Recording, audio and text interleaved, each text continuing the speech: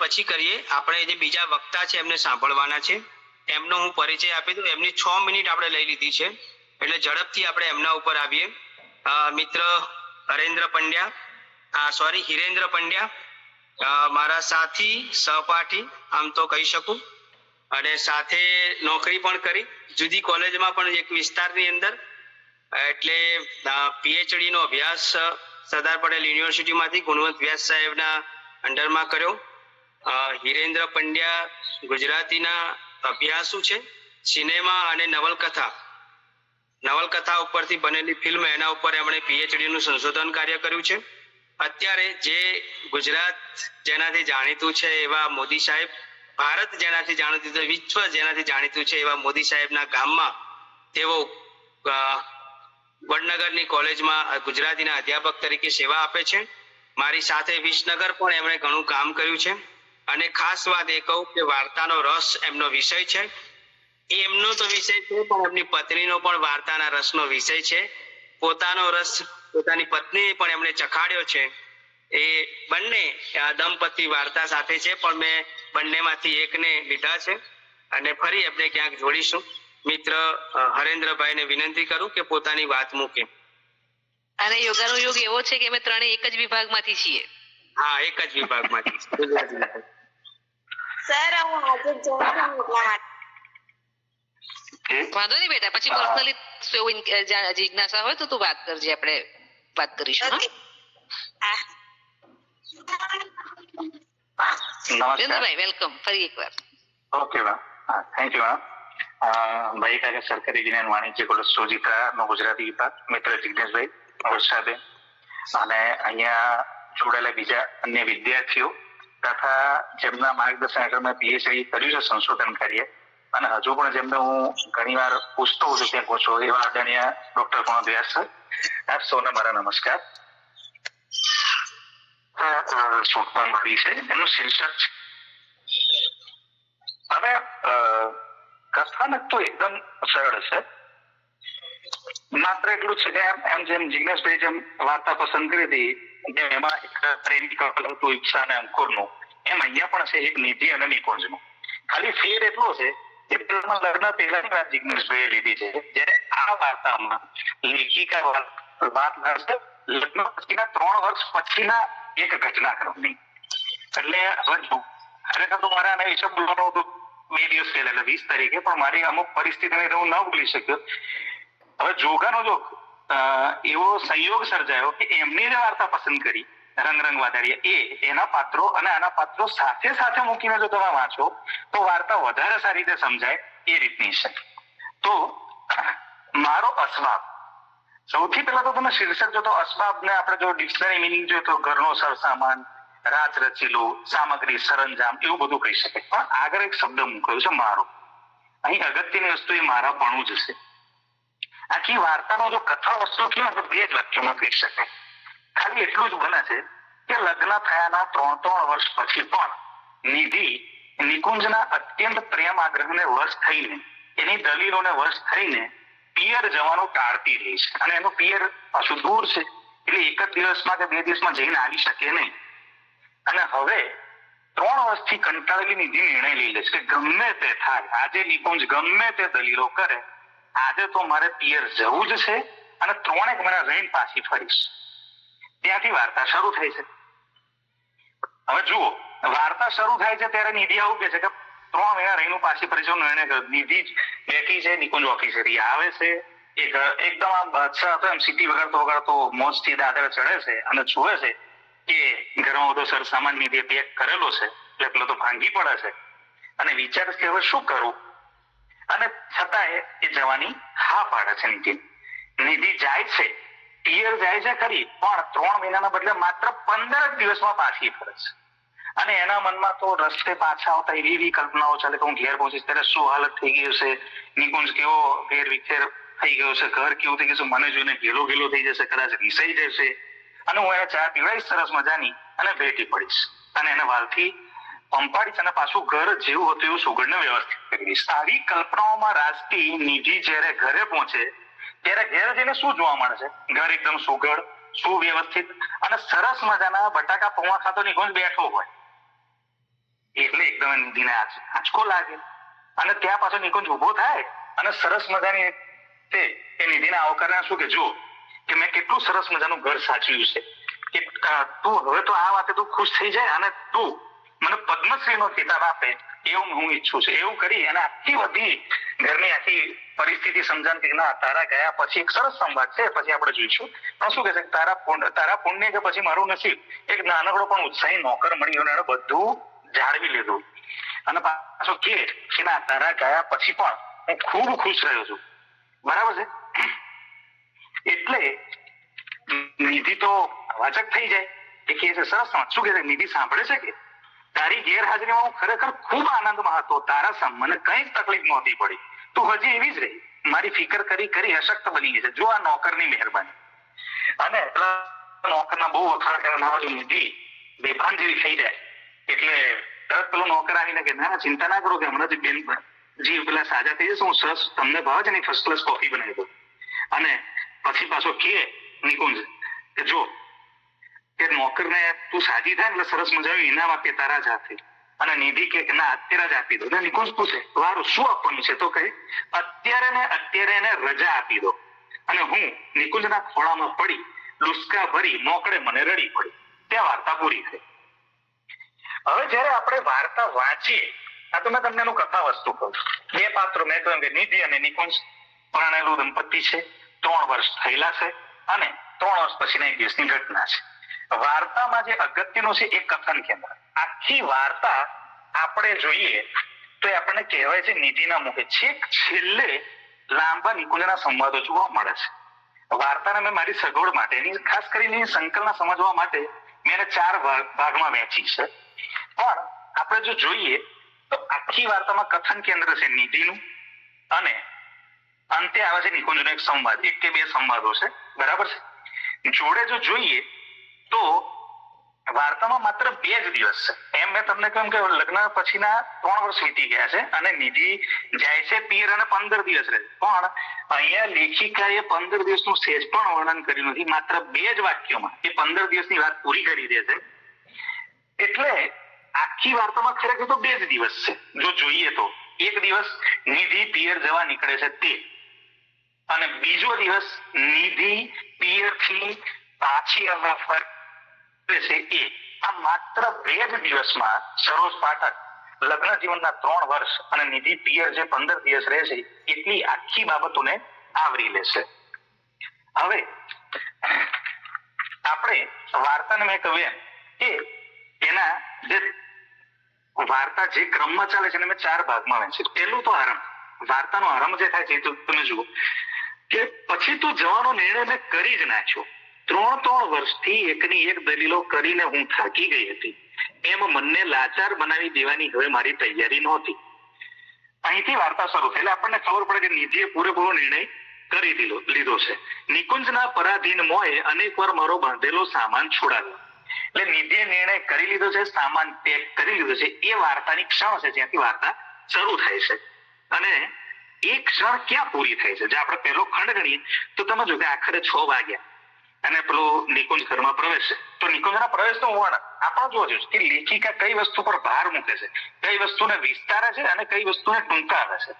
તો જો અહીં વિસ્તારપૂર્વક નિકુંજના ઘરમાં આગમનનું વર્ણન કે આખી દુનિયાની બાદશાહ તેની પોતાની જ હોય એવા વિશ્વાસ સાથે સિસોટી વગાડતો રોજની જેમ પ્રફુલ્લ મુખે તે દાદરના 2 પગથિયા કૂદાવતો ધડધડાટ ઉપર આવી પહોંચ્યો ને બારણામાં જ અટક્યો.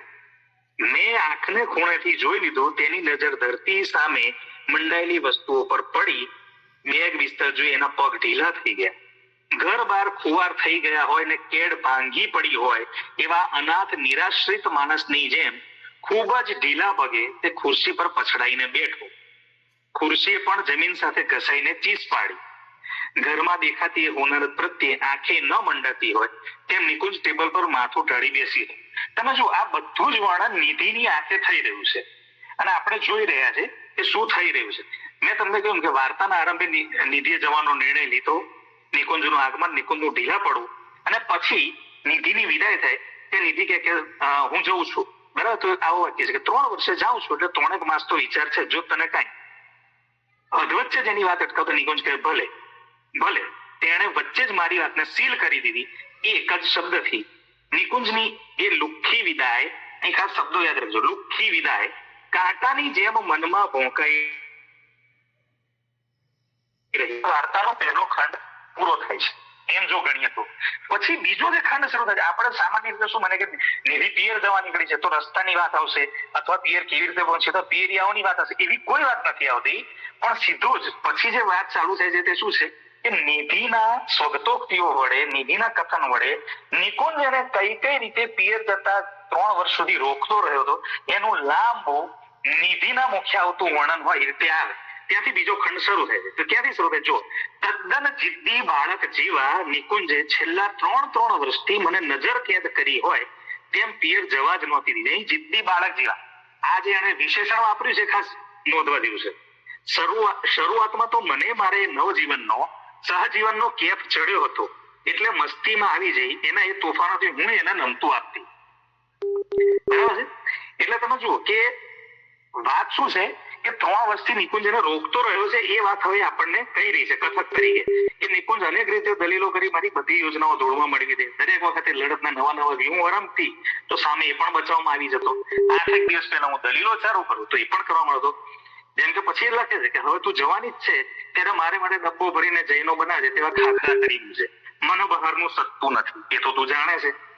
લુખ્ખા રોટલા ખાઈ હું ચલાવી લઈશ, અને હા ઘરમાં ચણા સિંગ ભરી રાખજે. તને ખબર છે અડધી રાતે મારી ઊંઘ ઉડી જાય છે ત્યારે મને ભૂખ લાગે છે અને એ વખતે શીરો શેકી આપનાર કોઈ નહીં હોય.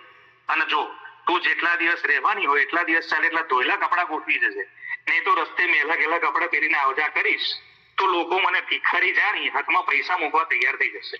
એટલે જો એક બાજુ શું તારા ગયા પછી મારી લાચારી શું હશે, પછી પાછું શું કે દૂધ વણે તો દૂધની ના પાડી દેજે, ચા તો હું ગમે તે બહાર પી લઈશ. પાછું શું કે દવાઓ મૂકીને જજે ને દવાઓની બોટલો પર લેબલ બરાબર મારશે. કેમ કે હું તો બેદરકાર છું, મારો શ્વાસ અદ્ધર થઈ જાય તેવી વાત ઉચ્ચારવામાં એ પાછી પાની કરતો નહીં. એવો ક્રૂર આનંદ લૂંટતા એને ઓર મજા આવતી. પાછું શું કે જો જતા પેલા એક કામ કરતી જજે, મારી ફાઇલ ઉતલાઈ જાય, વીમાની પોલિસી ક્યાં મૂકી છે, બેંક બેલેન્સ કેટલું છે વગેરે બધું બરાબર જોઈ લે. બેંકની ચોપડી, ચેકબુક બધું એકવાર ધ્યાનથી તપાસી લેજે. ના કાલ કોણે દુખી છે.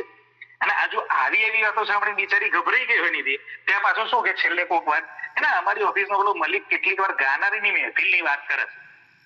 હવે હું વિચારું છું તું જવાની છે તો મોડી રાતે હું બહાર રહી શકીશ અને કદાચ તું પાછી આવ ત્યાં સુધી આપણા ઘરમાં મહેફિલ જામતી થઈ ગઈ. એટલે આ રીતે ગમે તે રીતે રોકે. પણ મેં તમને કહ્યું કે આ વાક્ય જે શરૂ થાય ત્યાંથી બીજો ખંડ લેખિકા શું કરે છે ખાસ જો વાર્તાની સંકલના જોજે છે. પિયર જવા નીકળેલી નિધિના મનમાં પિયરના નહીં નિકુંજના જ વિચારો ચાલી રહ્યા છે. આ ખાસ ધ્યાન રાખો. બરાબર છે? અને એ શું કે છે જિદ્દી બાળક જો પછી આ બધું લાંબુ વર્ણન આવે કે કેવી રીતે રોકતો હતો, કેવી દલીલો કરતો હતો. બરાબર છે? અને પછી એ કહે છે કે આખરે નિકુંજ સાથે અગાઉ કોઈ પણ વાત છેડે વગર ઓચિંતા જ ઘર પર ટાંચ હુકમ આવે. અહીં પણ જો બીજો ખંડ પૂરો થાય છે ને, જેમ કહ્યું કે વાર્તાના સમજવામાં બીજો ભાગ પડે તો બીજો ભાગ અહીં પૂરો થાય કે જેમ જેમ હું હારતી ગઈ તેમ તેમ મારી પિયર જવાની ઈચ્છા હઠીલા બાળકની જેમ એકના એક આજીજી ભર્યા સુરે પોતાની વાત કહ્યા કરતી હતી. તમે જુઓ નિકુંજ મને એને વિશેષણ શું વાપરે? જિદ્દી બાળક. અને પોતાના મન માટે નિધિ શું શબ્દ વાપરે છે? હઠીલું બાળક. બરાબર છે? અને તમે જો હવે પિયરના જે 15 દિવસ છે એ આખો સમય લેખિકા કુદાવી દે છે. શું કહે છે? પિયરમાં પહોંચી ગઈ, લગ્ન પણ માણી લીધા, પણ વિદાય વેળાનું એ દ્રશ્ય ક્યારેય આંખ સામેથી ખસ્યું નહીં. જેમ તેમ કરી 15 દિવસ વિતાવ્યા. આટલામાં જ 15 દિવસનું આખું વર્ણન લેખિકા સમેટી દેશે અને પછી સીધું જ શરૂ થઈ જાય છે કે નિધિની પિયરથી સાસરે પાછા ભરવાની મથામણ અને ઘેર જે સ્તરે હાલત શું હશે. એટલે ત્રીજો ખંડ અહીંથી શરૂ થાય. શું કહે છે કે છેવટે મેં જ પિયરમાં સૌ કોઈને સદ્ધર બહાનું બતાવી મારા ઘરે પાછા ફરવાનો નિર્ણય લઈ જાહેર કરી દીધો. ઘરના આ ખાસ વાક્ય અંડરલાઈન કરવા જેવું છે. ઘરના અને નિકુંજના શા હાલ થયા હશે તે અને તેની ચિંતા મોટા ને મોટા સ્વરૂપે મારી નજર આગળ તરવરવા લાગ્યા. હવે તમે જુઓ કે રસ્તામાં આવતા જ કે નિકુંજને શું થયું છે, આટલા દિવસ કેવી રીતે કાઢ્યા હશે, અને હું તો કે ભાઈ 15 જ દિવસમાં પાછી પહોંચી રહીશું. બરાબર છે? તમે જો એ આખું વર્ણન જયારે વાંચીએ ને ત્યારે આપણને એવું થાય એને નિકુંજની જ ચિંતા છે, નિકુંજની જ ચિંતા છે. અને છે ખરી, ના નથી, નિકુંજની એને પૂરેપૂરી ચિંતા તો છે જ.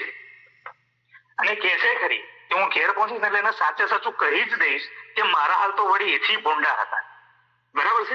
અને મનોમન કલ્પના કરી લેશે કે હું ઘેર પહોંચીશ તારા શું કરીશ તો કે સરસ મજાની ચા બનાવીને પીવડાવી દઈશ ના તેને કેવું સ્પષ્ટ કે છે જયારે ત્રીજો ખંડ પૂરો થાય તેનું વાક્ય જુઓ એને એમ એકલો મુકતા જીવ જ કેમ ચાલ્યો મારો બિચારાએ કેટલા વિશ્વાસથી એની એક કે એક નાની નાની બાબતોનો મારા પર આધાર મૂકી દીધો છે બસ હવે એકવાર પહોંચવા દે એને એવો બાથમાં સમાવી દઈશ કે પછી એ નાનકડા વર્તુળથી એને કદી અડગો જ નહીં થવા દો અને છેવટે હું મારા શહેરમાં શબ્દો ખાસ ધ્યાનથી સાંભળજો મારા શહેરમાં મારો નિકુંજ જેમાં રહેતો હતો એ શહેરમાં જઈ પણ પહોંચ્યો અને પછી ટેક્સીથી ઘરે પહોંચે તેનું વર્ણન તો ત્રીજો ખંડ નહીં છે કે પિયરથી નિધિ આવવા નીકળે શહેરમાં પહોંચે પછી ટેક્સી પકડીને ઘેર પહોંચે અને જેવો ઘરમાં પગ મૂકે ત્યાંથી ચોથો ખંડ શરૂ થાય અને એ જુએ છે ઓ નિધિ તું આવી પહોંચી ઉત્સાહના અતિરેકમાં તેણે મને હચમચાઈ મૂકી અહીંથી ચોથો ખંડ શરૂ થાય પણ મારી નજર ઘર વખરી તપાસી લેતી હતી નિકુંજના મોને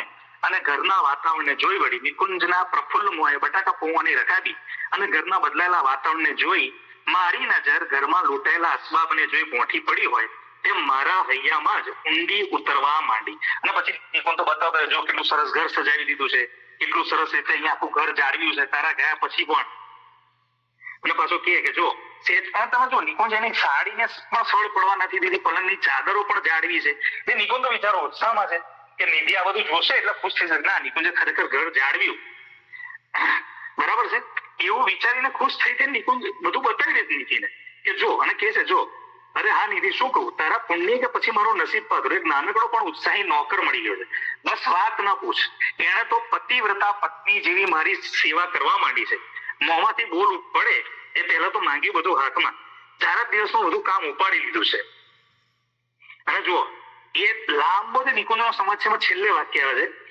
છે હવે નિરાત રહેશે કહેતી હતી ને કે હું તો બહુ ગેલો થઈ ગયો છું ને આખો દાડો તારો છેડો જાલી ફર્યા કરું છું હમણાં પેલો આવશે ત્યારે તારે જ હાથે તેને બિચારાને કઈ ઇનામ આપજે આ બધું એને જ સાચ્યું છે એ બદલ અને પાછું શું કે છે હવે તારે જેટલાય દિવસ પિયર જવું હોય કે કશે જવું હોય તો વાંધો નથી તમે જુઓ અને આ સાંભળતી જાય અને નિધિના પગ નીચેથી જમીન સરકતી જાય અને બેભાન થઈ જાય અને શું કે છે ઇનામ અત્યારે રજા આપી અહીં તમે જો કે 4 ખંડમાં આપણે જો 4 વિભાગ પાડીએ વાર્તા સંકલનને સમજવા તો પહેલા 3 ખંડમાં આપણે સતત નિધિને બોલતી નિધિના વિચારો અને નિધિની લાગણીઓથી એટલે કે નિધિના જ કથન કેન્દ્રથી નિધિના જ દ્રષ્ટિકોણથી નિકુંજને જોઈએ છે એમાં પણ એક વાત સ્પષ્ટ થઈ જાય છે કે નિધિના જીવનનું કેન્દ્ર જો કોઈ હોય તો એ નિકુંજ છે અને જોડે જોડે એ વાત પણ સ્પષ્ટ થઈ જાય છે કે નિકુંજના જીવનનું કેન્દ્ર કોઈ હોય તો એ નિધિ છે બરાબર છે અને એટલે પહેલા 3 ખંડમાં નિકુંજનો કોઈ સંવાદ જ નથી માંડ એકાદ વાક્ય આવે છે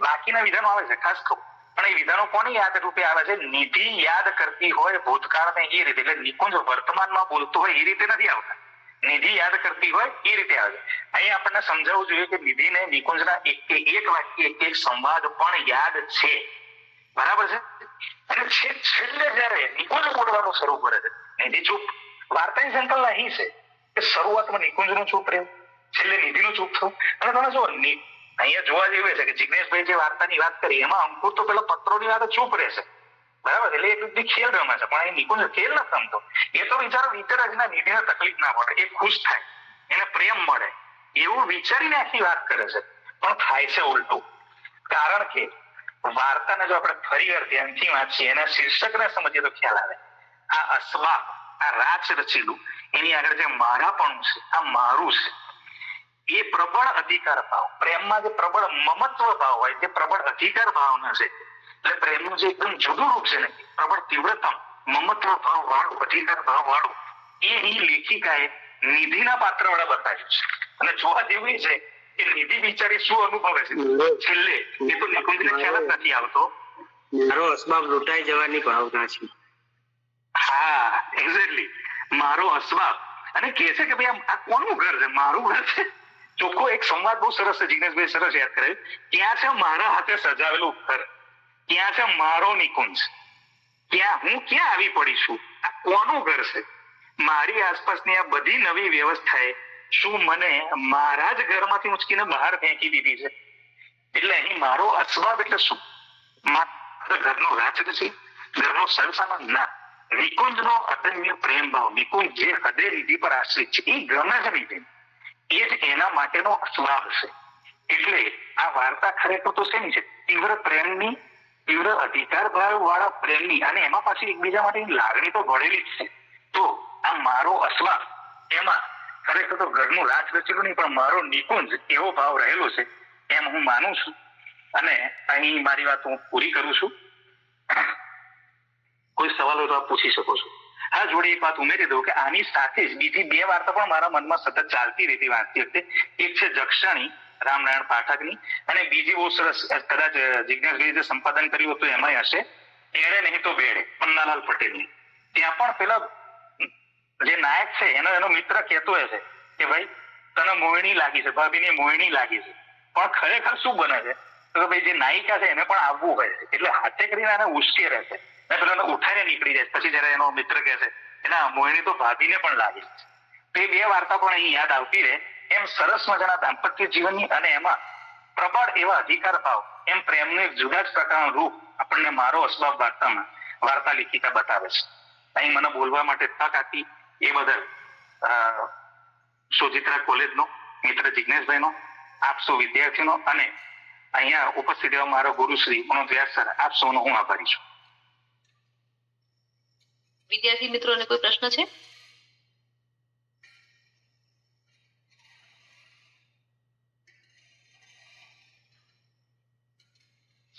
ઓકે, વ્યાસ સાહેબ પૂર્તિ કઈ કરવા માંગશે તો ગમશે.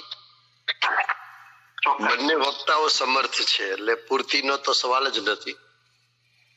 પણ આ 2 વાર્તાને જ્યારે શરૂઆતમાં પહેલી 2 વાર્તાઓ એક આકસ્મિક બાજુમાં આવી ગઈ હતી અને એમને જોડીને એક વાત કરવાનું બન્યું હતું, એમાં આજે પણ કહી શકું કે આ બંને વાર્તાનું તમે થીમ જુઓ. સરજ પાઠક ગંભીરતાથી લખનારા સર્જક છે, હળવાશ એમાં ભાગ્યે જ છે, અને છે તો છેતરામણી છે. અહીંયા આ બંને વાર્તા તમને સરજ પાઠકની પ્રકૃતિથી જરા જુદી પ્રકારની, જુદી માટીની વાર્તા લાગે. સ્પષ્ટ જો સરજ પાઠકની તમામ વાર્તાઓ કે ઇવન નાઇટમેર પણ તમે જો વાંચી હોય એમની નવલકથા, તો તમને ખ્યાલ આવે કે અહીંયા ફરિયાદ નથી બંનેમાં. સામાન્ય રીતે સ્ત્રીની એક ફરિયાદ હોય છે, ફરિયાદ અહીંયા નથી. જુદી, હા, રંગ વાદળિયામાં તમને પ્રારંભે લાગે છે નાયિકાની નાયક તરફની એક થોડીક અસંતુષ્ટિ, એ ફરિયાદ. મારો અસબાબ બંને હળવાશની શૈલીમાં. હિરેન્દ્ર જક્ષણી તરત જ યાદ આવે મારો અસબાબને વાંચીએ એટલે. દ્વિરેફ વિશે તો એમણે કામ પણ કર્યું છે. દ્વિરેફની વાર્તા કલા આશકાથી એક સરસ મજાનું સંશોધન થયું છે. તો જક્ષણી વાર્તાને તમે જુઓ અને આ વાર્તાની બંનેની હળવાશ, બંનેમાં નાયિકાનું એક જુદું રૂપ, આઘાત છે. બંનેનો અંત છે ને મજાનો છે. એક નાયિકા કઈક લેખિકા કઈક જુદા જ મૂડમાં વાર્તા લખી હશે હળવાશની ક્ષણોમાં. તો આ એક કક્ષાની આ બંને વાર્તાઓ છે. મારો અસબાબમાં જેમણે વાત કરી ને, મારો અસબાબ એટલે ઘર વખરી જ નહીં, નિકુંજ પણ. હું હજુ એમાં એક જરા જુદી રીતે જોઉં છું વિરેન્દ્ર વાર્તાને. મારો અસબાબમાં અસબાબ કરતા મારો બહુ મહત્વનું છે. હા, સાચી વાત છે. તમે મારો કાઢી નાખશો, એમાં સ્વપણાનો ભાવ, યાર મારું ઘર હું જે રીતે રાખી શકું એવું બીજું કેમ કોણ રાખી શકે? એટલે નોકરને તરત જ કાઢી નાખવાનો આદેશાત્મક માંગણી થાય છે. એટલે આજે મારાપણાનો ભાવ છે અને એક આખું ચિત્ર બને છે. જુઓ, આ ટેકનિક છે, ટૂલ્સ આપણે કહીએ ને વાર્તામાં, તો પિયર મોકલવી નાયિકાને એક પ્રકારનું ટૂલ્સ છે. એટલે પિયરમાં શું છે ભાઈ, જૂનું ઘર એમાં યાદ નથી રાખવાનું.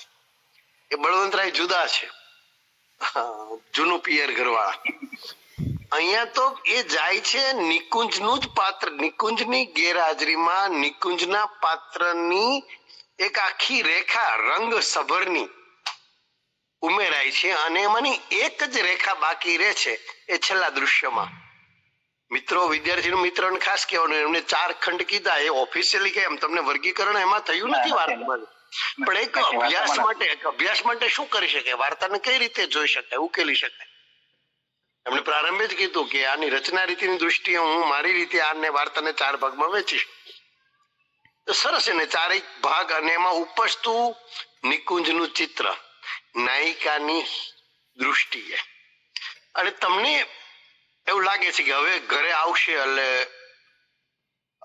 લગર વગર ઘર હશે, સામાન આડોળો પડ્યો હશે, કપડા મેલાનો ઢગલો હશે, બહારથી મંગાવેલું ખાવાનું અને એઠા વાસણો હશે. પણ એક એવું ચિત્ર મળે છે જે અપેક્ષિત નથી.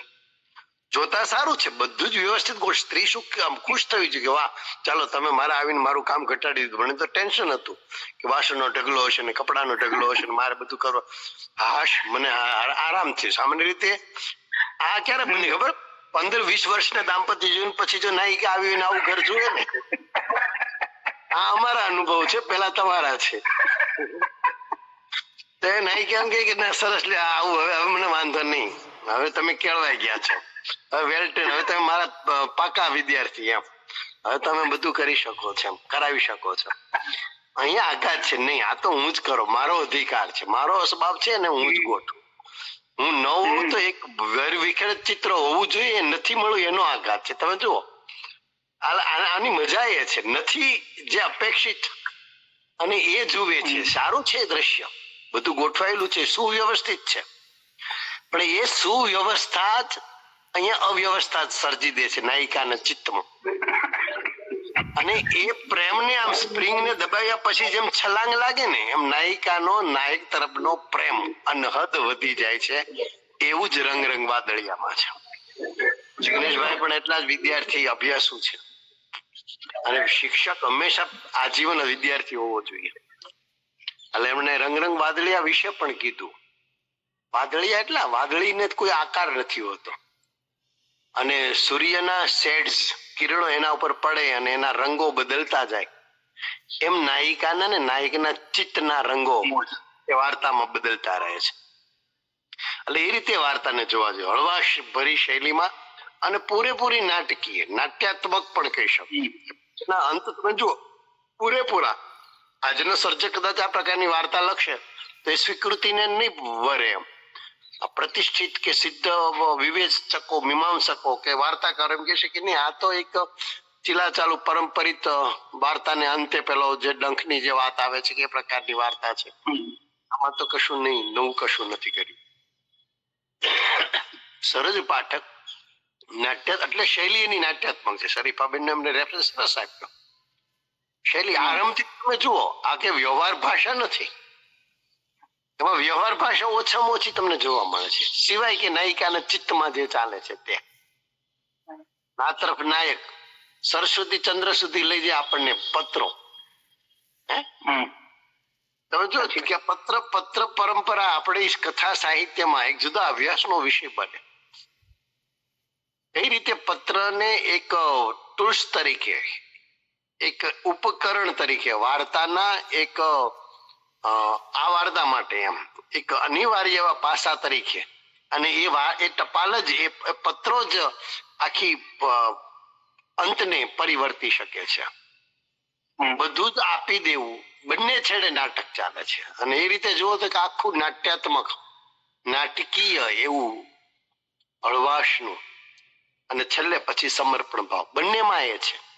એટલે એ રીતે બંને વાર્તા જોવી ગમે. વારંવાર પણ સમય હંમેશા ક્રૂર રહ્યો છે, અને બંને મારે તો આમ તો પ્રત્યેક રજૂ થયા છે વિદ્યાર્થીઓ જુદા જુદા સમયે, અધ્યાપક મિત્રોએ પોતાની સમજ વાર્તા પ્રત્યે રજૂ કરી છે. એટલે રસપ્રદ બની રહે, અને આ રીતે સક્રિયતા છે ને એ મને ગમે છે. એટલે હરખ વ્યક્ત કરું છું બંને તરફ, અને અભિનંદન પણ પાઠવું છું બંનેને. બસ આજે વિશેષ કશું નથી કેવું, ઘણું કહ્યું. Thank you. Thank you sir. મને એક વાત યાદ આવી, એવું મૂકું કે જેમ એમણે જક્ષણી યાદ કરી મારા અસબાબ સાથે, મને વારે વારે અકબંધ યાદ આવતી હતી કે જ્યારે સાસરી છોડીને પિયરમાં જાય છે અને પોતાનું જે છોડીને આવેલો અસબાબ છે એ ત્યાં મળતો નથી. યાર એક જુદી બદલાઈ ગયેલું ચિત્ર છે. એને એવી ખબર પડે છે કે અહીંયા મારી જગ્યા હવે નથી એમ. એટલે પોતાની જગ્યાએ કોઈ બીજું રિપ્લેસ થયું છે. તો ઘણી વાર આપણને એવું થાય કે ક્યાંક કોઈક એવી જગ્યા હોય જે મારી જ હોય, એની જગ્યાએ બીજું કોઈ જ ન લઈ શકે. એ નથી એ અકબંધી નાયિકાને એ અહેસાસ મળતો કે નથી આ નાયિકાને પણ મળતો. એને એવું હતું કે નિકુંજ તો મારા પર જ આશ્રિત છે, પણ અહીંયા હવે તને ખબર પડે છે કે જે કઈ કામ કરે છે એનો વિકલ્પ એની પાસે છે. તો બની શકે કે એનો વિકલ્પ એક નોકર હોઈ શકે, એમ એવું થાય એને. તો સ્વાભાવિક રીતે કે જેને અતિશય પ્રેમ કરતા હોય, આખી જિંદગી જેની પાસે રહેવાનું હોય, એ માણસ માટે ખાલી જરૂરિયાત એટલી જ છે કે ઘરની વ્યવસ્થા રહે. તો એવું કશું નથી જે મારાથી જ થાય, તો એની ફરિયાદ બિલકુલ એને થવી જ જોઈએ, કેમ ન થાય. તો સ્ત્રીના બે રૂપો આપણે આ બંને વાર્તામાં કેવી રીતે જોઈએ કે એક સ્ત્રી છે જેને એનો પતિ એવો ગમે છે જે બાળક જેવો હોય ને એના પર આશ્રિત હોય, એનાથી એ જીવે, અને એને એ ના હોય તો એ દોડાઈ જાય. જયારે રંગરંગ વાદળિયામાં જુઓ તો એ નાયિકાને એવો પુરુષ જોઈએ છે જે મેચ્યોર હોય. પેલો એની જોડે કાલા ઘેલા કાઢે છે અને પ્રેમની અભિવ્યક્તિ ચંચળતા પૂર્વક કરે છે કે હું બહુ પ્રેમ કરું છું, આ તે મુગ્ધાવસ્થાનો પ્રેમ છે. તો એને એવો પ્રેમ નથી જોઈતો. એને એવું લાગે છે કે અહીંયા કશું ખૂટે છે. એ શું ખૂટે છે એ વસ્તુ જયારે એ પેલા પ્રેમપત્રો આપવા તૈયાર થઈ જાય છે ત્યારે એને દેખાય છે કે મારા પ્રેમના જેટલી વેદના હતી વિયોગની કે છૂટા પડવાની, બ્રેકઅપની, એમાંથી તવાઈને સોના જેવો થઈને બહાર આવ્યો છે. એટલે જે મેચ્યોરિટી એનામાં આવી એના કારણે એ ત્યાગ કરવા તૈયાર થયો. એટલે ત્યારે એને લાગ્યું નહીં, આપણે કહીએ છીએ કે સ્ત્રી એક પુરુષમાં કે પિતા શોધતી હોય પતિમાં, એમ. તો ત્યારે એને એવું લાગે છે કે આ એવો પરિપક્વ યુવાન છે જે કદાચ મને મારી લાગણીને સમજી શકશે અને સાચવી શકશે. તો એક તરફ બાળક જેવા પતિની ઝંખના કરતી સ્ત્રી છે, એક બાજુ પિતા જેવા મેચ્યોર અને સાચવી શકે, સલામતી આપી શકે એવા પુરુષની શોધ છે. તો સ્ત્રીના બે રૂપો આપણને આ બંને વાર્તામાં જોવા મળે. અને આ રંગ વાદળિયા જેવું જ છે સાહેબ, તમે કહ્યું એ પ્રમાણે બધા સત્રમાં બધી વાર્તાઓ આ રીતે જ ગોઠવાય છે કે આપણે સરસ તુલના એની કરી શકીએ. એ યોગાનું યોગ જ પણ કહેવાય. એક નોંધ હું લેવાનું ભૂલી જાઉં છું, એ છે વર્ષાબેન વિશેની. એ બહુ એ સંકલન પણ સરસ કરી જાણે છે અને અને અને આખી ભૂમિકા સંવાહકની બેલેન્સિંગ અને બહુ ક્લેરિટી સાથેની ભાષામાં અને બહુ સરસ મજાનું સુયોજન કરી રહ્યા છે. અને આ વાર્તા પણ એમણે જે રીતે સમજાવી, ધીરેન્દ્ર, ખ્યાલ આવ્યો હશે કે એમની ભાષા પરની પકડ, એમની સમજ, વાર્તા વિશેની સમજ. અને હું તો પહેલેથી જોતો આવું છું ને આમાંય આ પહેલા એક બે વખત ત્યાં જવાનું બન્યું છે સોજિત્રા. એમનો ઉત્સાહ, એમની સાહિત્યમાં રુચિ, એ માટે એમને પણ અભિનંદન આજે જ આપી દો. Thank you sir. હવે આપણે ઉપર 9 મિનિટ થઈ છે, 5ની ઉપર. બંને વક્તાઓએ સમયસર આ વ્યાખ્યાન પૂરા કર્યા છે અને બહુ સરસ રીતે આ આપણો સંવાદ ચાલ્યો. લગભગ કાલે આપણે અંતિમ સત્ર તરફ હોઈશું. જિગ્નેશભાઈ.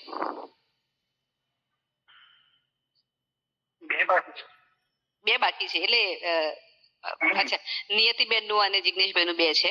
એટલે અંતિમ પડાવ તરફ હવે આપણે જઈ રહ્યા છીએ. તો આવતીકાલે એક નિયતિબેન નું કે જિગ્નેશભાઈ બે માંથી જેનું ગોઠવાશે એનું હશે એક. આવતીકાલે મારું છે, તમારું છે. ઓકે. અને પરમ દિવસે નિયતિબેન. ઓકે, એટલે 2 દિવસ પછી આપણી આ કાર્યશાળા પૂરી થશે. જે વિદ્યાર્થીઓ આજે ખાલી હું છેલ્લી ઘડીએ બોલિંગ કરવા હતું, બેટિંગ કરવા. તમે અવેજીમાં હતા તમે. બીજા કોઈના પ્રતિનિધિ બનીને એમણે આજે વાત રજૂ કરી છે. એટલે એ સરસ રીતે એમણે પણ તાત્કાલિક ધોરણે વાત રજૂ કરવાની થઈ, પણ બહુ સ્પષ્ટ રીતે સરસ રીતે અભ્યાસપૂર્ણ મૂકી આપી. હિરેન્દ્રભાઈએ પણ બહુ સરસ રીતે વાત મૂકી આપી. અમે તો ઘણા વખતથી મળીએ છીએ પણ આવી વાત કરવાની થતી નથી એમને સાંભળવાના થતા. આજે પહેલી વખત મેં એમને સાંભળ્યા છે. તો બંને વક્તાઓને અભિનંદન આપું છું અને જે અધ્યાપક મિત્રો ગુરુજનો જોડાવ્યા છે એમનો પણ હું આભાર માનું છું અત્રે. અને બંને વક્તાઓનો ફરી એકવાર સરસ રીતે વાર્તા ખોલી આપવા બદલ હાર્દિક આભાર માની આપણે આ વક્તવ્યને પૂર્ણ જાહેર કરીએ છીએ. Thank you.